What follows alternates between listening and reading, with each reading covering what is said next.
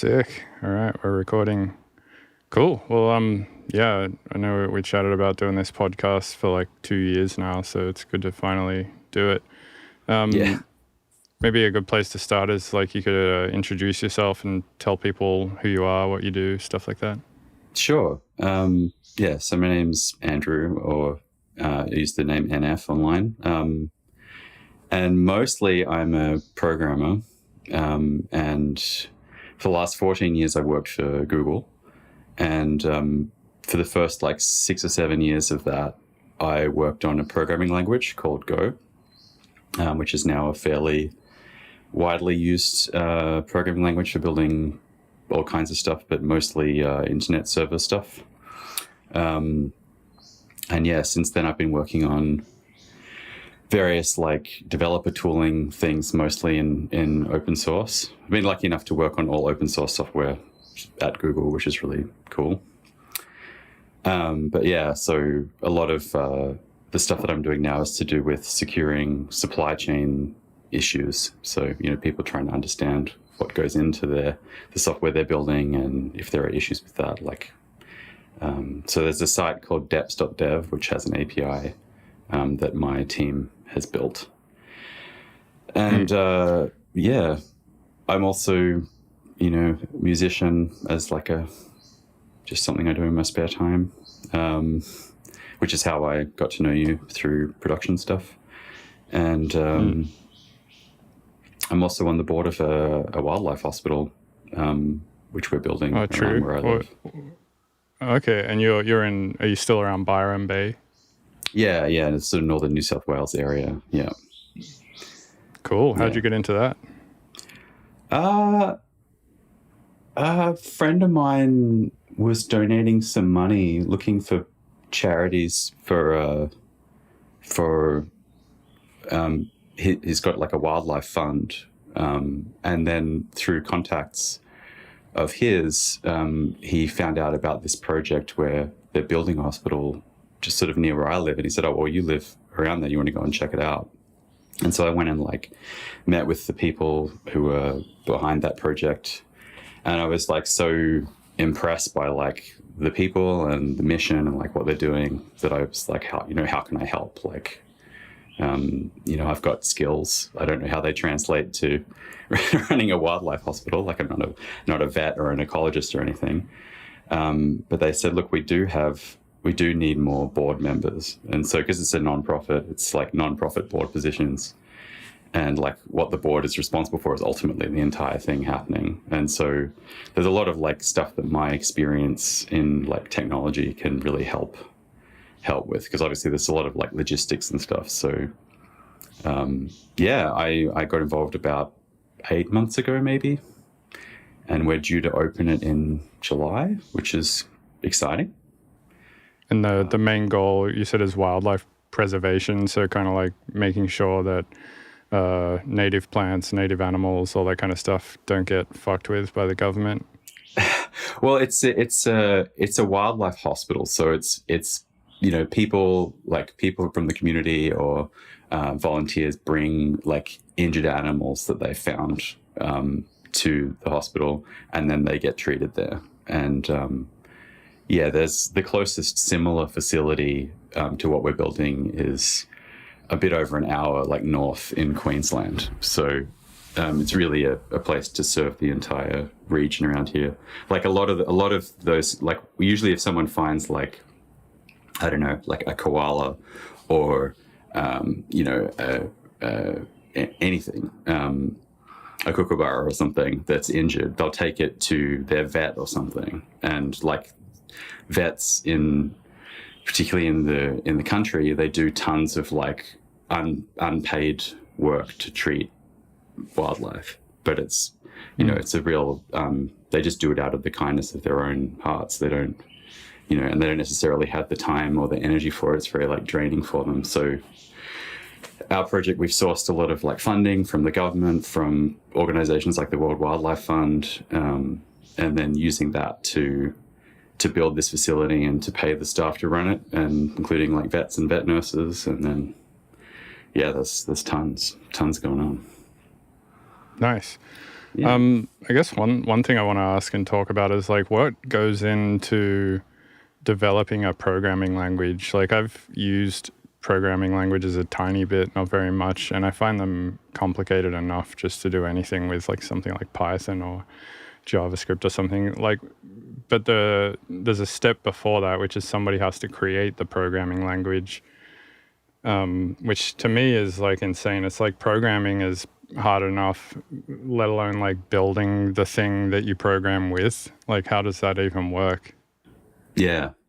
Well, when they first, created computers, the way you interacted with them was like super primitive, and there were no programming languages. You would just like the way computers work at a very in a very simplified way is that there's like a CPU inside, and there's memory, and the CPU reads like instructions from memory. So instructions like the instruction would be like read this bit of memory and then read that bit of memory and then add those two numbers together and then store the result somewhere else.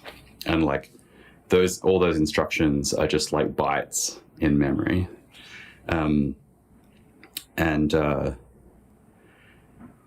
Initially, like when computers were first, a new thing, like all of those programs would be written by hand. Like you would write, they call it machine code. Like you would write down all the instructions, and then like some of the earliest computers, you would actually use switches on like a panel to like set bit 0 to this, bit 1 to this, bit 2 to this, and like put like all their bits in, and then press a button, say that's the first instruction, and then like do the next one, and so on. And then that moved on to, you would encode that information in punch cards. So you had these machines where you would like basically like a fancy typewriter that would like make holes in a piece of cardboard, and then you would put the cardboard into like punch card readers, and then that would load it into the computer's memory. But still you were like programming in machine code, just the raw instructions that the processor was reading. But the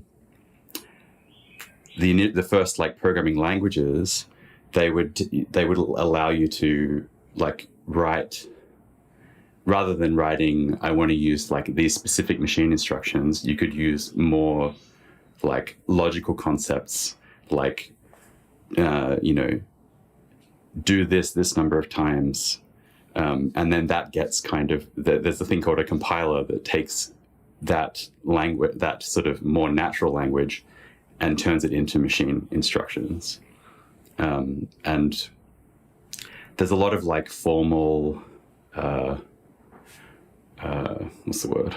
Like formal theory and practice that goes into like compiler writing. But basically, programming languages are like a formal definition of what they call a grammar, which is like, the various like keywords you can use. Like you would have, when you were writing in Python or something, you have keywords like def to define a function, or for if you want to do a loop, or if you want to have an if statement. And the grammar defines like those keywords, and it defines how you can declare variables and how they can be manipulated and how you can call functions. And then the compiler like is able to take that grammar, they call it parsing it. It parses it into a series of tokens, and then it converts all of that at the end of a process into the instructions that the machine runs. And so the process of developing a language starts with, what are the abstractions that I want to like permit, right? And so like initially those abstractions were like, well, I don't want to have to say like, oh, read this bit of memory and then write that bit of memory. Instead, let's give them names. Like, let's call them variables, and we can say like A and B instead of like this like specific memory address. But now, at this point, there's all kinds of like more sophisticated like abstract concepts that you can model in programming languages. I mean, I guess I'm saying a lot of stuff, but it's hard to like specifically answer the question in like an accurate way. But like in terms of like modern programming language design, it usually starts from a position of like, what kind of software do people want to build with this thing, right? And like maybe a programming environment that some of your viewers might be more familiar with is like, if you look at like Max, and that's like in Max for Live, Max is a visual programming environment where, they started from the idea of like, okay, we want to like empower people who are not familiar or maybe don't want to be familiar with like a kind of text-based programming environment, and allow them to do things like work with sound, work with hardware, and so they created all of these primitives, and then they built all the infrastructure under that to turn like the instructions made from those primitives into something a computer can do. Right. So it's just kind of like levels of abstraction. Like originally you had to tell the computer directly what to do right at the bit stage. And then you put another thing on top of that to like write words that then get turned through a compiler into bits. And then Max is like one more level even above that, where it's just like images that you draw wires between, that then does some code stuff that then tells the thing to do the thing with bits. Exactly. And like does it? Oh, sorry, go on. I was going to say, and in Max you can write code that kind of dips lower in the abstraction, right? You can kind of be less visual if you want. Like there's lots of levels. Sorry, go on. I was going to say, do you envision like a more efficient way of telling a computer to do things than writing words in a text document, or using something like Max to connect things together, or like obviously at the end of the day you still have to tell the computer like flip this bit, leave this bit the same, do this, do that. Is there a more efficient way to do it, you think, than the way we've been doing it? Or in the future, do you think there's going to be like a easier way to do it, or a more well, I hope just a different way to do it, maybe? I hope so. I mean, I think like the field of like programming language design is really all about that. It's really about asking, can we make these jobs easier? And there's been a lot of investment in, not text-based programming. I personally don't really feel like I think there's definitely a lot of interesting ideas there, but like, we have books, we have like writing with text, and like that is one of the most immediate ways we have of like transferring knowledge, right? Like if you want to communicate like very precise ideas, like concepts to someone, if you write them all down in a book, then that is something that is like well preserved. It allows the reader to consume it at the rate that they're comfortable with. And there's like a lot of virtues to like the written word. And so I kind of see that like with programming, there's a reason why like programming in text works so well. And it's because, it's a natural way of communicating. And ultimately programming is all about communicating. You're communicating with the machine, you're communicating with other programmers who read what you've written. I mean, it's hard to say. Like I started programming when I was really young, like 5 or something. It was when I first wrote some code. And so like, if anyone... How did you write code when you were 5? So my grandfather was an engineer, and he just always had like technology things. Like he had a photocopier in his house, for instance. Like it was a very strange thing to have when you're a retired guy in the 80s. But he also had several like computers, and as a kid I was just always obsessed with anything technology, like the stereo, the VCR, like the TV, like anything. And I would always like unplug everything and like figure out how it all worked, and like take things apart. And so when I went to my grandfather's house and there were these computers there, it was like that was like just magnetic to me, and it's what I wanted to be doing. And like with those early computers, you would turn them on, and then you would just be at a prompt where you could type in code. Like it was a basic. Basic is a basic programming language that was common on a lot of like computers in the early 80s. And yeah, you would just be dropped in there, and then like what you would have to do is just write code. If you wanted to like run a program, you would have to write code to load the program from a disk or something. Like it wasn't that was what you did with the computer was write code. So like when I sat down there, like my grandfather would be like, oh, well, type this in. Like he showed me like what to do to like, load a game off a disk or whatever. But then, also, in the 80s, there were these computer books, and like I borrowed some from the library, and like they would have like all the listings of like if you type all of this code in, you can play a game. It would give you like a couple of 100 lines of code like printed in a book, and you would just sit there and like type it all in, and then hopefully not make any mistakes, and then you hit run, and then you get to play like a basic game like Lunar Lander or Pong or something like that. And so that was like my earliest experience with that. Was like I was fortunate. I came along at a time when like the thing that you did with the computer was program, right? Like that was, if you had a computer at home, that was, you had to know how to program at least a bit, or you couldn't do anything. And yeah, so that's where I started. And then my dad brought a computer home from work a couple of years later, and similar story. And then, the whole world kind of got more sophisticated as I learned more stuff. And so, which is fortunate, because like, I think if I was 5 years old now and you just put like an iPad in front of me, then, there's no chance that I'm going to just start programming it, right? Like there's no... Yeah, you're just going to go to like YouTube or play Subway Surfers or something. Yeah, exactly. True. How do you think AI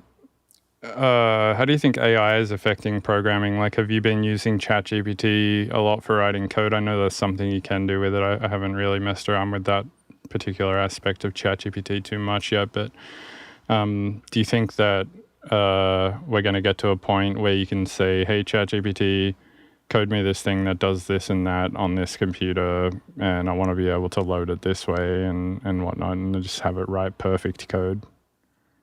Yeah, it's a big question, and I think like the short answer is I don't think language models are going to be very useful for like building software, like actually writing the code to do it. And there's why kind of do like you think that? Well, so just trying to think what the best place to start with this is. So it's like one of the key, the thing if I'm writing code, the thing that I spend the most time doing is like carefully, logically reasoning through subtle concepts. So like, and there's a lot of things where it's like, there's like, if you start going down a road with some design choice, they'll often be like, there's a correct thing you should do or an incorrect thing. Like should you do this thing if this variable is greater than that one or less than? Like there's lots of these like tiny decisions where you have to make the right logical choice or the code is wrong.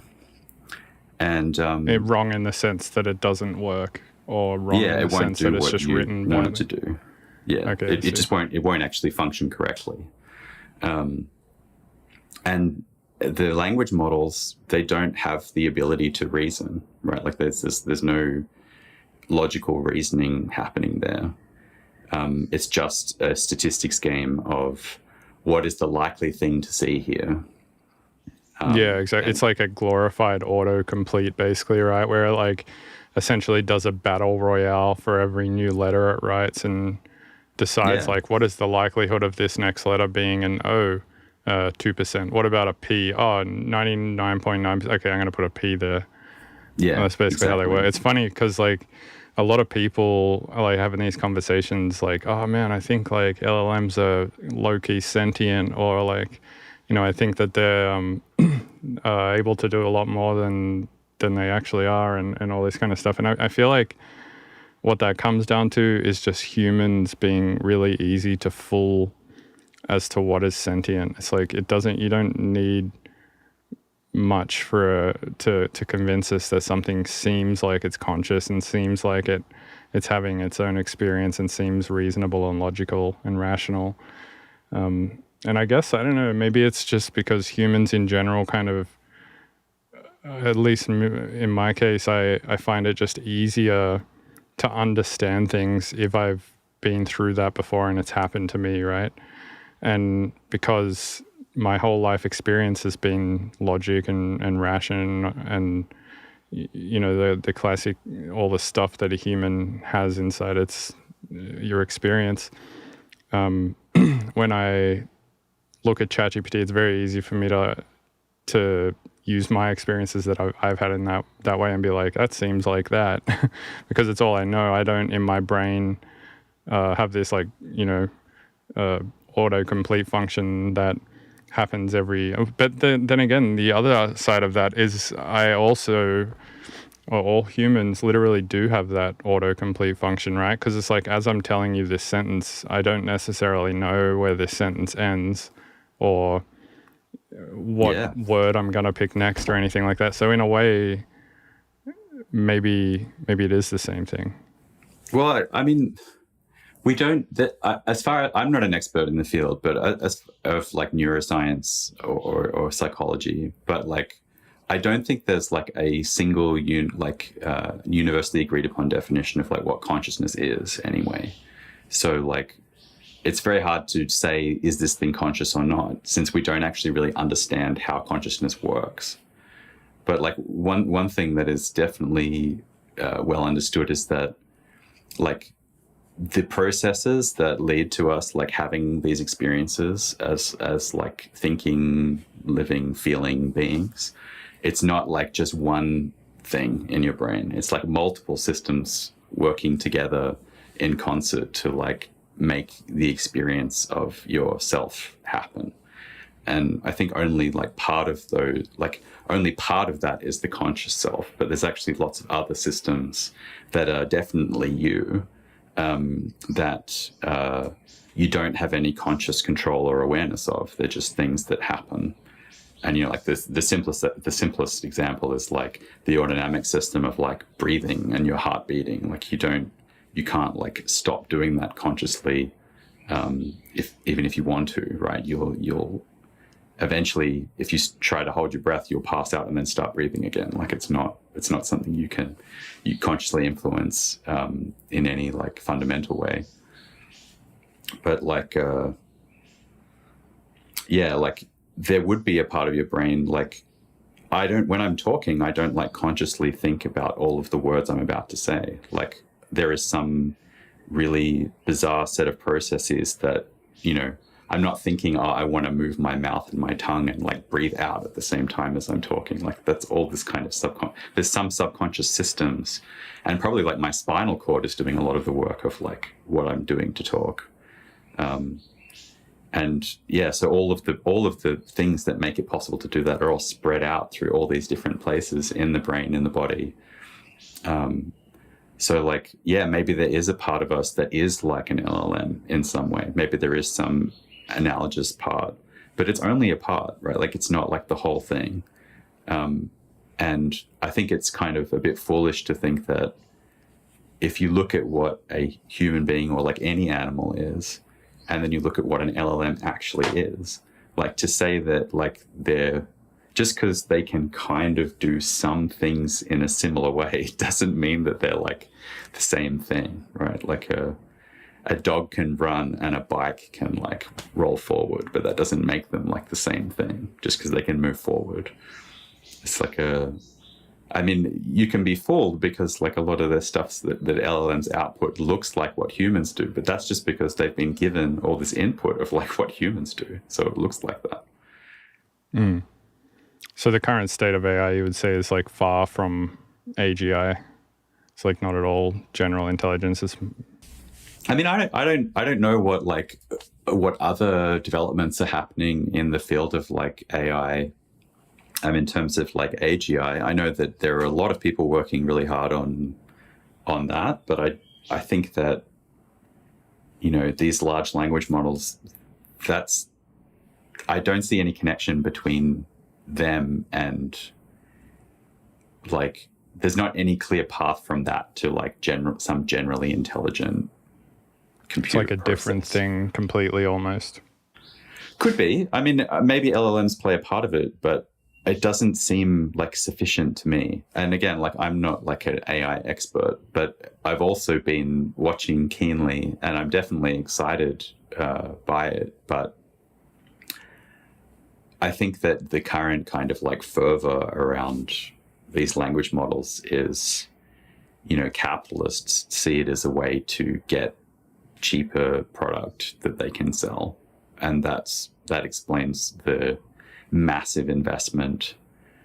And, the companies that are building the stuff like NVIDIA and other large corporations have a big interest in, riding this wave because, there's cash to be made. So I'm not really like, and I'm very like, as an artist and as an art enjoyer, like I really don't approve of the way like these big companies are just hoovering up data, like artwork, works produced by people without compensating them for their work and feeding them into this stuff that they're then using to make money. Like it doesn't seem right to me.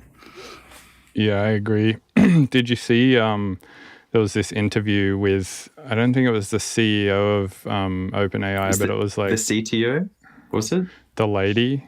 Yeah. She was talking about lady Sora, the video. Yeah, exactly. And the interviewer goes like, what did you train? I think she said like, what did you train it on? Like, where'd you get the data? Or was it like, did you train it on videos from YouTube?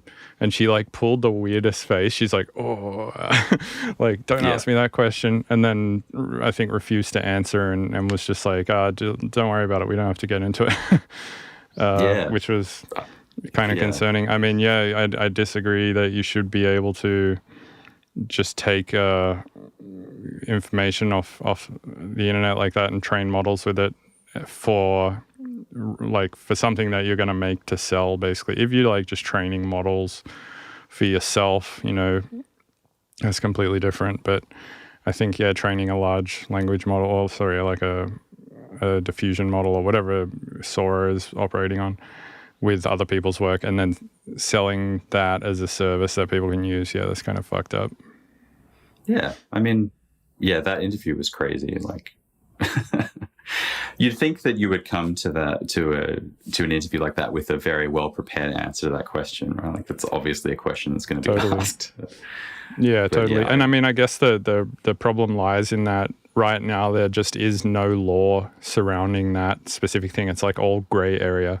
Like, can you take, like, is it infringing on copyright? I mean, it's hard to say, right? Like, I had a lawyer on the podcast the other day and he was saying that the copyright really only protects like making copies of something. So for instance, if I like, take one of your tracks, copy it onto my hard drive, that's technically an infringement of copyright. It's just an infringement that nobody gives a shit about because it's like not affecting anybody and nobody even knows about it for the most part.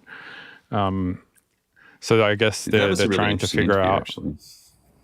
Oh yeah, cheers. Yeah, so I guess the part they're talking about is like, is putting the file into the AI to train it, is that making a copy? And I think it's a pretty gray area because technically it's not, but it kind of is. I mean, I don't really know. But I guess they would have to make copies of all the data anyway to put somewhere on a drive to point the model trainer towards or something. I'm also curious, like, if the model that they train is a single model that's just training for like months on this giant pile of data, or if they train a bunch of models on like types of data, like, all the funny cartoon videos, all of the ballerinas dancing videos, etc., and then like somehow converge all these models together into like one monster model, or if what you see on the front end is just like a text field where you can write stuff, but depending on what you write, it like goes to grab from one of these many models. I'm kind of curious. Yeah, it sucks that we like really don't have any info on that either. Yeah, no, I mean, I don't have really any visibility into that anyway. I mean, whenever I talk to people who are like working in AI stuff, like, there's a lot of people going, oh, well, we don't really know. Like, we're just like trying things, just trying. Like, there's a lot of just throwing things at the wall and seeing what sticks. So I think, I think the companies that are really sort of leading the way, they just have like a huge amount of resources, and they're able to like compute resources and also like engineering resources, and they're just like trying so many different approaches. And yeah, I mean, I bet there are models that are just like, let's train this on everything versus like, let's train this on a subset of things. I heard that because like LLMs and pretty much all AI stuff is based on GPU computing power, and obviously GPUs and CPUs need a lot of cooling because they get hot, that something like 30 entries or something into ChatGPT will chug like half a gallon of water, which is kind of wild, just in cooling fluid. Like, I guess water needed to cool the GPU, so it's kind of wild. Well, I was reading about the power requirements of these like compute farms with all the the GPUs and everything, and it's like tens or hundreds of megawatts for like a cluster. Like, that's like a city's worth of power. I really question whether any of this is necessary and whether like this sort of environmental cost is. I mean, I'm sure that it is not worth the environmental cost, right? Like, I don't believe that at all. I don't think that anything we've seen come out of language models is worth what it's cost us so far.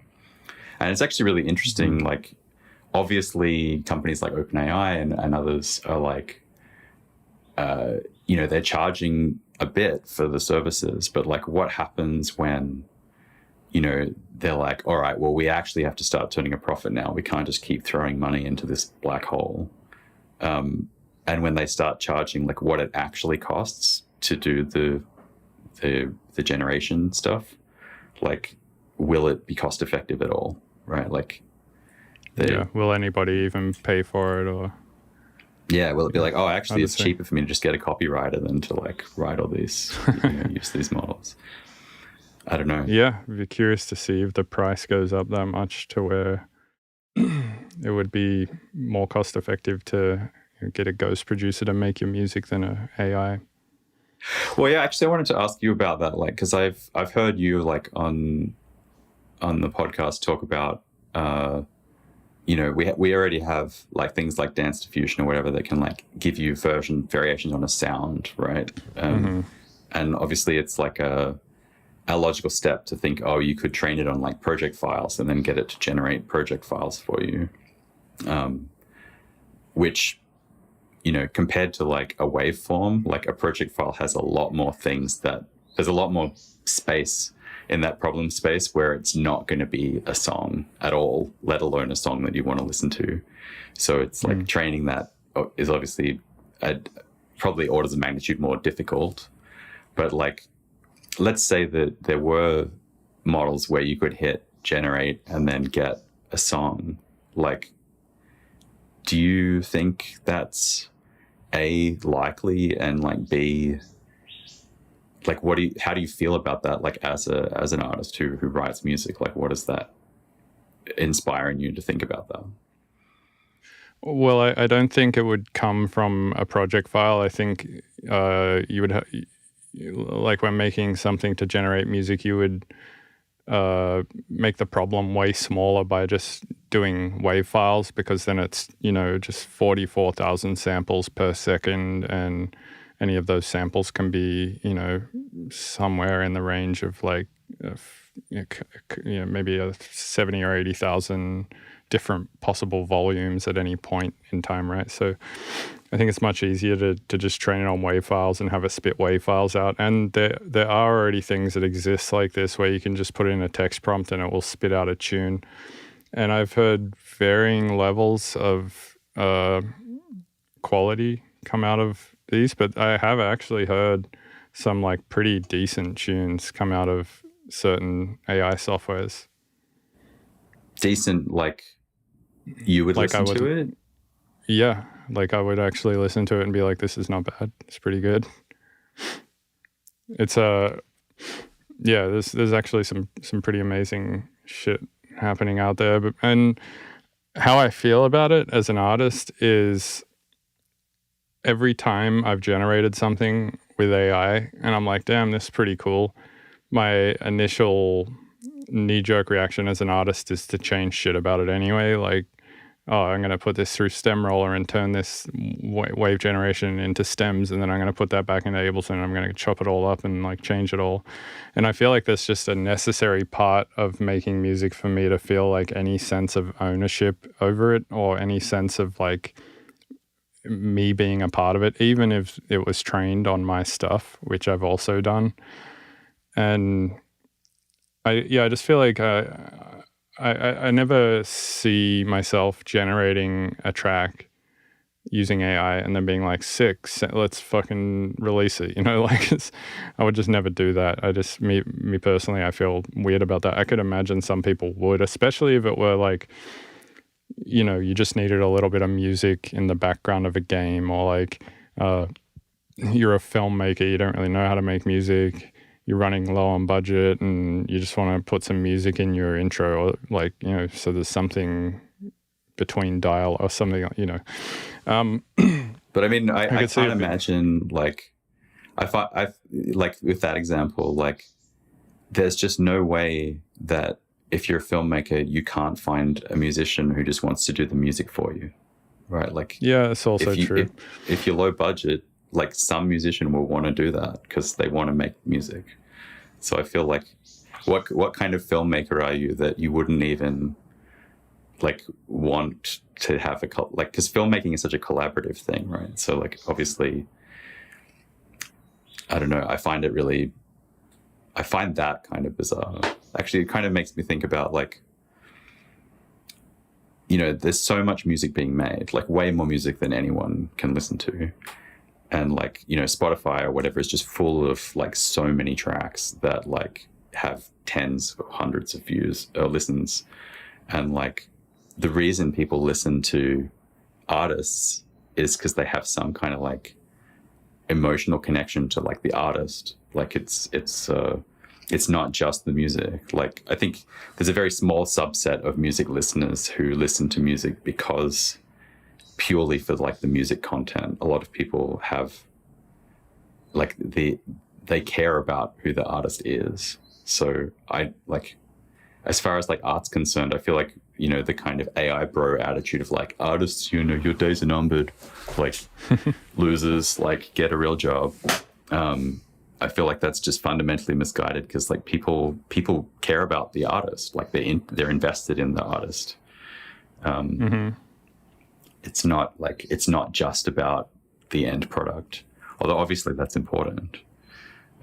Right, but you could also create this entire product through AI things too, right? Like for instance, if I outputted, you know, 1 million songs, or let's say, I don't know, 10,000 songs out of like a AI thing, and then I outputted 10,000 artworks out of, you know, Stable Diffusion or something, it would still take me picking the right art for the right songs and packaging them up in the correct ways and like creating a story around it and, you know, creating some like lore around it and all that kind of stuff. And I feel like that's a big part of like some artists' projects as well.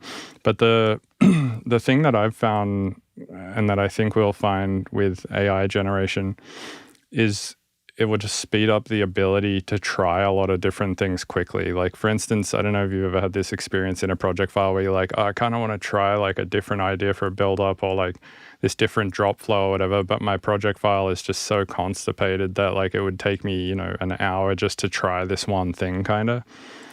And that will often discourage me, at least, from even trying an idea, because I'll just be like, oh, fuck it, it's fine how it is, and like I'll just give up on that, or I'll let the track sit there for like a year and then come back to it and maybe have like the will to do it. But with AI, you could just quickly generate like, you know, 50 different versions of your the track, you can put it into the thing and say, generate me different versions of this, or just generate random versions and quickly just like cut together wave files to try a bunch of shit and then be like, all right, this is good. And then just rebuild that in the way that you'd envision. So it's kind of like, you know, in a way, like maybe helpful for prototyping. And I feel like the same would be true for film, right? It's like, yeah, a filmmaker could find somebody who writes music for sure, but like maybe they don't know exactly what kind of music they want. So maybe it'd be beneficial to go like generate a bunch of shit with AI, throw a bunch of stuff underneath the film whilst you're editing it or whatever, and be like, okay, that kind of sounds cool and that sounds like, you know, Mr. Bill, so let me go ask him to do it. Or I mean, well, they do already do that, like with with temp music. There's so much of it. Right. And is there a ethical difference, or is it more ethically problematic to use an AI generated thing than a temp thing that you don't have the rights to use anyway? I mean, I think if you're not selling the, like I mean, I'm not a professional artist, so like I have less skin in the game, like in that sense. But I just feel like if you're not selling what you've made, then you're not like, you can do whatever you want, really. Like I don't really have an issue with that. You mean selling or distributing at all? Because sometimes you could distribute something for free without selling it, and it still benefits you in the sense of gaining fans, right? Because then you can like remonetize them later in different ways. Yeah, I mean, obviously in this world where so much content's just like given away, but you make money through other avenues, I would qualify like, using it in a public way. Yeah. I mean, if it's just temp, then and you never distribute it, then if it's just part of your process, it's like, you know, I shouldn't feel bad that I like would put one of your tunes on while I'm playing piano to like think about like to develop a chord progression that I would then use in something else. Like obviously, like, you know, I don't think there's anything wrong with doing that, but I don't know. I would draw a line at like, if you're using, you know, models to produce works, you know, derived from other people's work without their permission, then that's like, and then distributing it, then there's something wrong with that. If you're distributing the stuff generated from the model directly, maybe, but what if you generate things from that model and then use that as a catalyst for getting ideas from? Then is it okay? I mean, what do you think? Definitely. Yeah. I don't think it's any different from getting an idea from listening to somebody else's music, full stop, which is kind of what we all do anyway. Like there's no artist on this planet, I feel like, who's never listened to anybody else's music and therefore cannot argue that they didn't get the idea from listening to something else. For sure. I mean, it's kind of like the sampling debate, you know, that we had in the 80s and 90s, like, and obviously, like, we ended up in the situation where you can't just like sample someone's work without compensating them. Like that's unless it's the Amen break, then it's fine. Apparently. So somehow, is that true for all the major breaks, like the Apache break and everything? Can you just like no one's? I mean, who are they going to sue at this point? Everyone. Like, the world. Yeah, exactly. It's like, what are you going to? Jungle Incorporated. Maybe, I don't know if like, I don't even know if there's ever been a court case over the Amen break. Let me look this up real quick. I often think about like the Amen break, like what if that drummer at that moment, you know, the people in that room, if they could know like what would come of this few seconds of time, like that would just be so mind-blowing if it would be possible to like, damn, that thing you just that thing you just played there, like that took you, you know, 2 seconds to play and record, is going to spawn an entire genre and culture. It's like these are some of the most influential seconds of recorded music ever. I'm gonna have to look into this later, but I don't see anything about court cases on the Wikipedia page for the Amen break, so I don't know if anything has come of that. But yeah, I wonder how the people feel who made the Amen break. I wonder if there's any interviews with them, and I should probably look into that. I feel like I read one. From memory, these I don't think they motherfuckers. were very. I don't think they were really that stoked. Was my recollection, but I Oh, could just really? be Yeah. totally misremembering.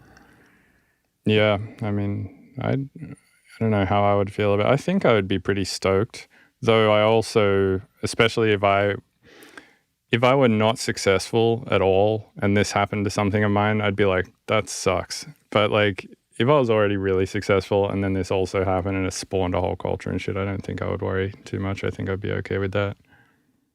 I'm pretty sure James Brown was asked about it, like, because his little like vocal stabs are in so much stuff. But he was a pretty like cantankerous sort of eccentric guy anyway, so I can't imagine he was like thrilled about it.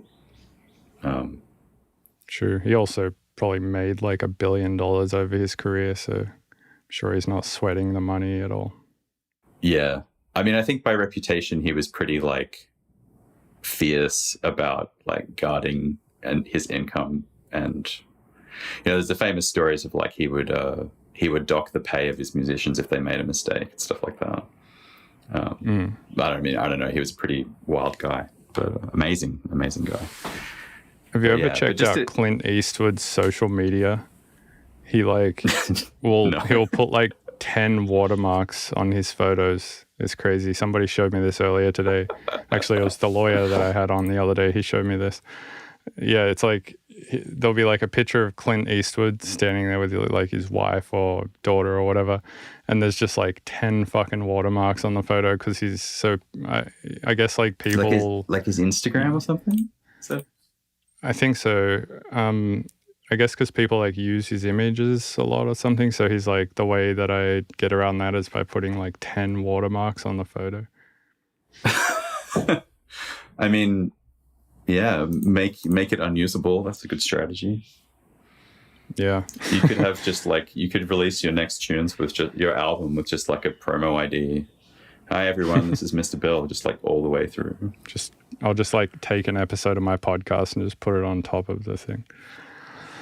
There's this this AI voice website where you can like put you could just talk into your microphone, put it in. It's called Voice Swap, and it will like turn the talking or the singing, the shitty singing that you did into like a really nice sounding vocal.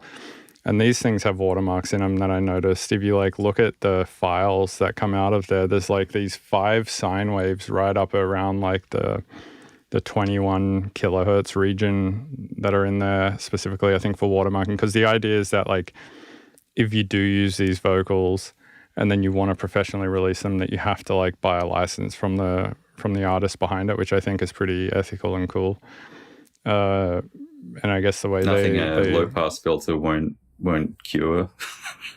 Yeah, that's what I was thinking. Maybe. It's like I noticed that it was in all of them, and yeah, you can just get rid of it with a low pass filter. But that may not be the only part. Yeah, there might be more watermarks in it. Yeah, audio watermarking is crazy.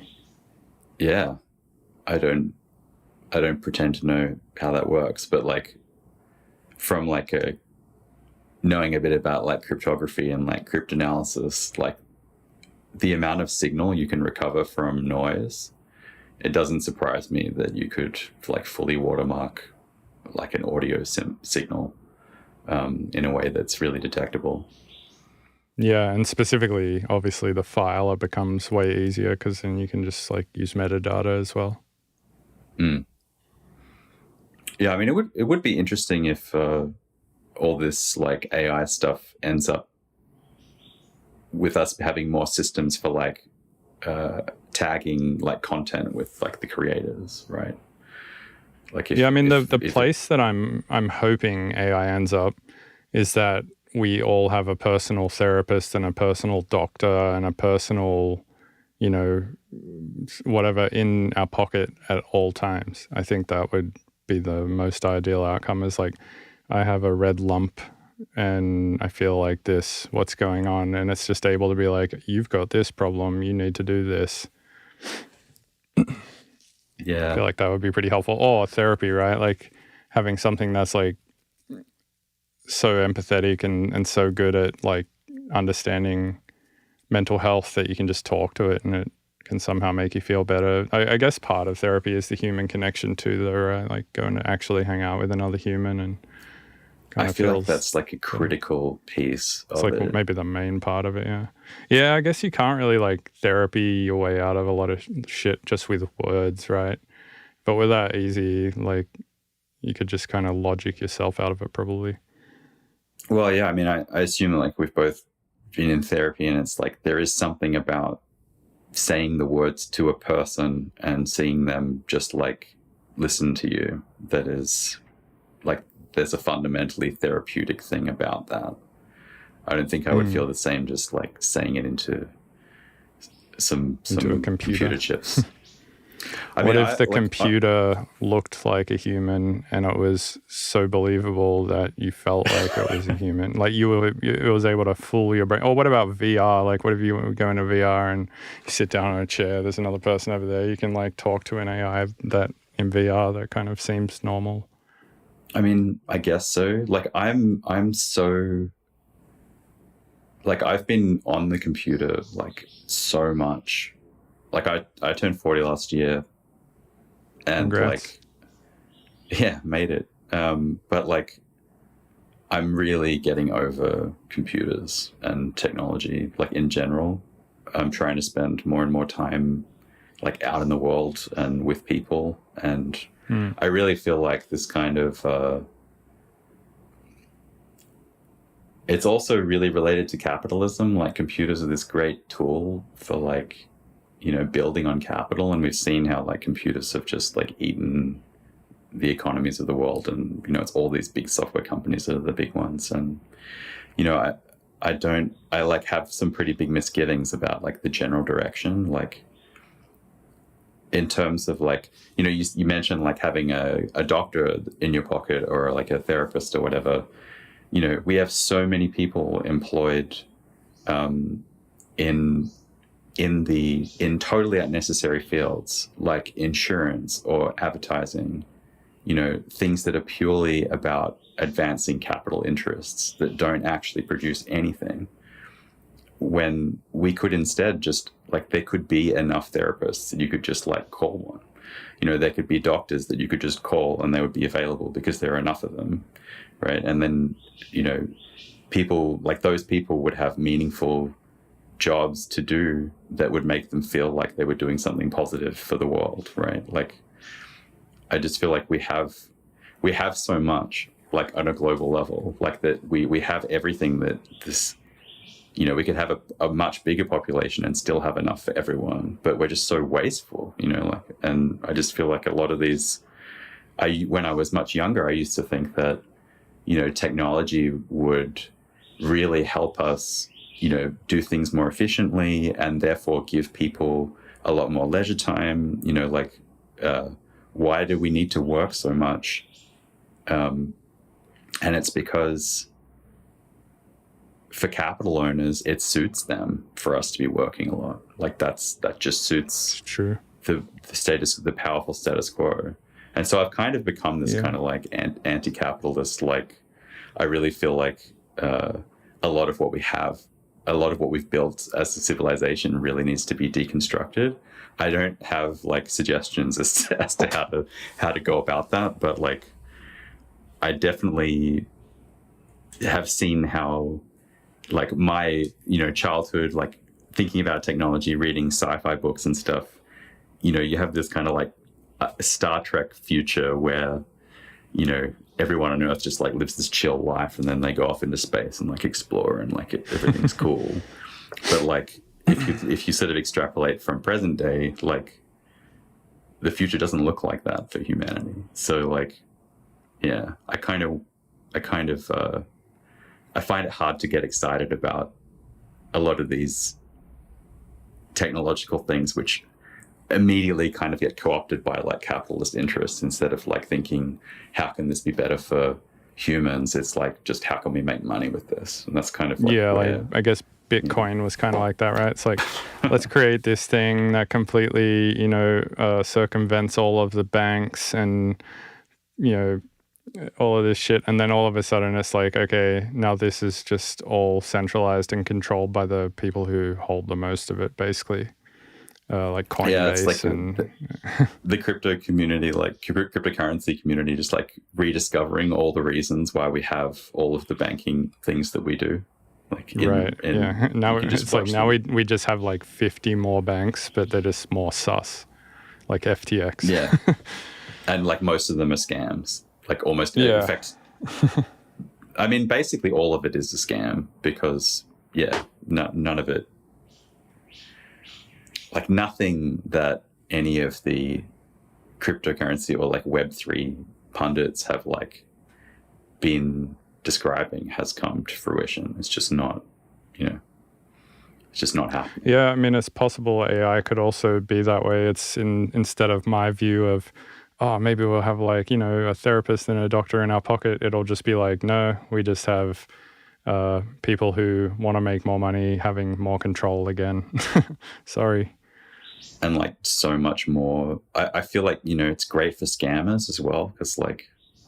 Right. You could just have this like ruthless thing just calling people constantly and being like, just talking to them using the in voice like of people they know, that's a scam that's happening, right? You get a call from someone that sounds like your child and they're saying, I'm in trouble, like send me some money.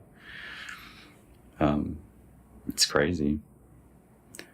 I mean, I don't mean to be depressing, but I do feel like, it's there are problems. There definitely are. Well, hey, man, I got to go get some food and stuff, but I appreciate you doing this podcast. I'm glad that we're finally able to do it, and appreciate it. I actually looked, like, the last time when you first asked, it was actually, like, over 3 years ago. Was the message. I was going to, like, hit reply to that message in Discord and be like, hey, so, yeah, I'm around. But, yeah, great to chat.